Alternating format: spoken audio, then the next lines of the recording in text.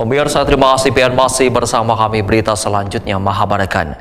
Dewan Banjarmasin meminta tim anggaran pemerintah daerah untuk menyerahkan seberatan materi pembahasan minimal 24 jam sebelum rapat badan anggaran dimulai. Bila dokumen yang diperlukan kada disiapkan, maka badan anggaran DPRD Banjarmasin menolak membahas anggaran pendapatan wan belanja daerah perubahan 2025.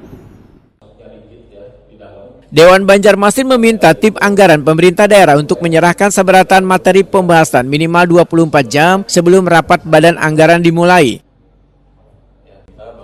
Bila dokumen yang diperlukan kada disiapkan, maka badan anggaran DPRD Banjarmasin menolak membahas anggaran pendapatan wan belanja daerah perubahan 2025.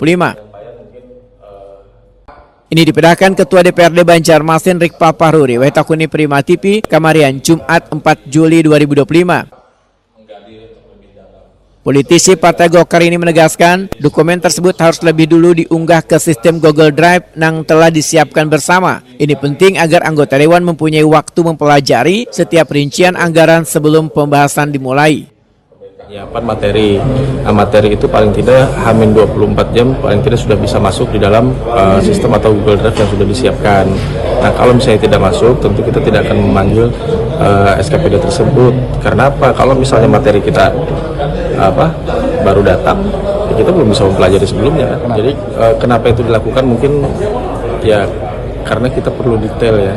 Nah, kemudian juga jangan sampai nanti ada timbul sesuatu yang tidak kita inginkan. Tentu kita ingin yang namanya pembahasan anggaran ini kan transparan, kemudian juga sesuai dengan prinsip-prinsip kehati-hatian, dan juga akuntabilitasnya harus tinggi. Karena apa?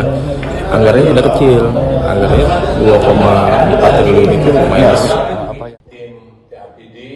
Rikpal Pahruri menyatakan duit yang dibahas dalam APBD ini begitu besar sehingga perlu kehati-hatian wan transparan.